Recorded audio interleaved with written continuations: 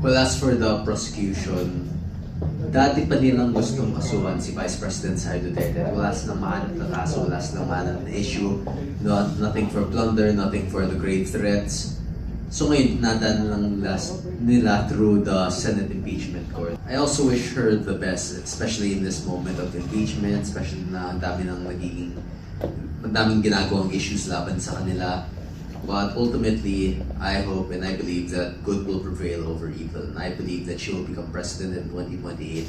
And I will do what I can to help make that a reality. Ito naman ang katanungan ko sa iyo ngayon, Kong, kasi alam ko na mismo yung ating national convention, kasi nasa ibang bansa ka at that time na nagkaroon tayo ng National Assembly, no, sa Davao. Ayan, noong 25. Sa paningin mo ngayon, ano ang pinakamalaking challenge ng PDP laban? Well, firstly, kailangan natin i-prioritize is yung economic recovery.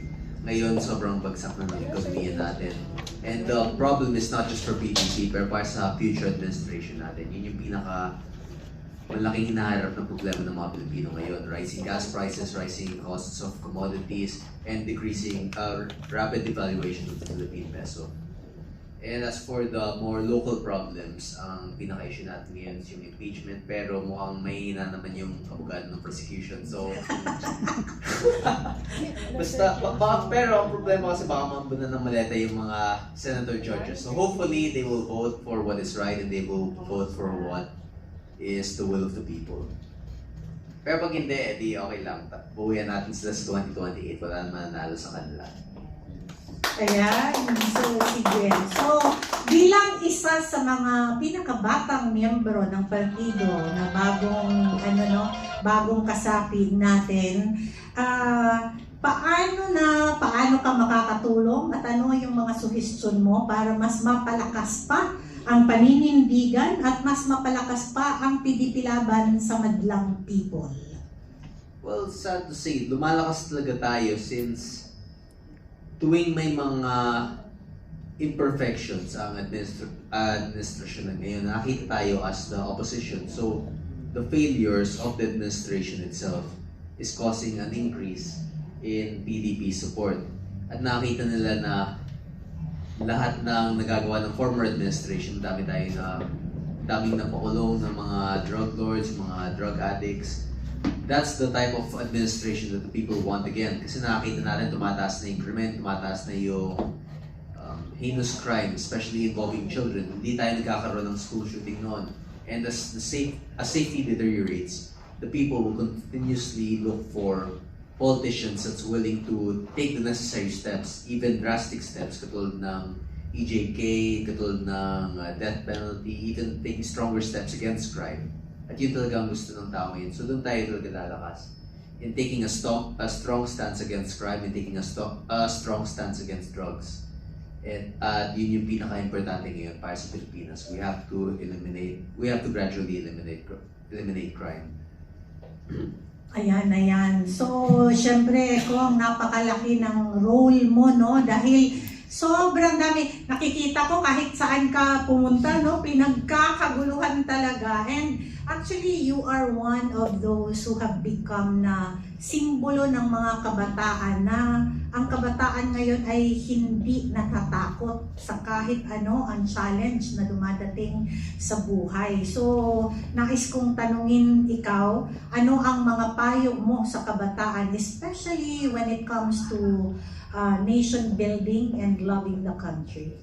Para sa mga kabataan ngayon, it really depends kasi case by case basis yun. Iba-iba ang mga sitwasyon ng mga pamilya nila, ng mga their educational, their financial statuses. But I hope everyone continues to work hard. I hope all the youth in the Philippines continue to follow their dreams. At ngayon, mukhang medyo mahina ang economic growth forecast, so we can expect more economic hardships in the future. We can expect more problems in the education sector, but to always keep trying their best and to always hope for the best despite the current situation that we face. Siyempre may mga balita tungkol doon sa mga di ba? Isa sa mga maiinit na issue yung juvenile delinquency, yung mga crimes ngayon. What can you share about this kung na dapat nating gawin at paano mas maging proactive ang ating mga kabataan para maiwasan pa itong mga krimen na nangyayari lalong-lalo na sa mga schools? Recently kasi nagkaroon ng school shooting, and last week, 2 weeks ago, I believe, nagkaroon ng saksakan yun doon sa Las Piñas, also involving minors. Yung mga minor crimes, kasi these types of crimes and these types of issues reflect not just individual cases, pero it's as a society. If we do not take action against these crimes, edi tataas at tataas yan. So, ang magiging recommendation ko lang is for everyone to try to protect themselves and try to be aware of these types of situations. Kasi nakita natin yan sa US nung nagkakaroon ng mga school shootings, they started school shooting drills. Students are expected to be able to protect themselves. And parang naging kasama na yan sa mga calamities that they prepare for. May mga earthquake drills, fire drills, and school shooting drills sa America. So, regarding the increasing crimes, it's also kailangan talaga yung mga safety tips lang na in order to prevent themselves from being victims of such crimes. Ayan, isegue ko lang yung tanong na yan kay Karob, being a neuroplastician, no, who studies the brain waves. Talaga na brain waves. What do you think ano sa tingin mo ang naging dahilan bakit dito sa Pilipinas ngayon ay parang dumami yung crime sa mga minor de edad? I think I think the police naman is reporting na medyo bumabalo yung crime, but the realities on the ground are showing otherwise, and I think the reason for that is maraming rason, so pwede mong huliin and all, pero for me ang approach dun sa youth is dapat proactive. I think hindi nawala yung takot at respeto ng mga young people natin para sa authority, kaya ginagawa nila yan. It is as if na parang they seem to feel na parang magaan. Parang naglalag din ako ang wifi yata. Sa kinain yata natin. Kasi hindi ganun kabigat ang magiging parusa pag ginawa nila yung krimen. Alright? Yung conversation nga ng dalawang bata, di ba? Sabi nila, makukulong ka lang naman, pero sandali lang naman, rehabilitation lang yon, makakalabas ka rin. So, those are some of the things, no? Besides the exposure, expected natin yan pag naghihirap yung mga tao. There are studies that are linking doon sa paghihirap and street crimes also. But at the behavioral level, importante yung natatakot yung mga bata sa authority. At yun yung nawala ngayon. Ayan. Okay, move forward. Kasha, ibalik natin ulit sa ating book form. Balik natin si Kong Kiko kasi syempre, di ba, matagal nawala na siya sa pwesto nung nagsimula yung impeachment. Gusto ko siyang tanungin, di ba? I'm sure na pinapanood niya at wala dyan sa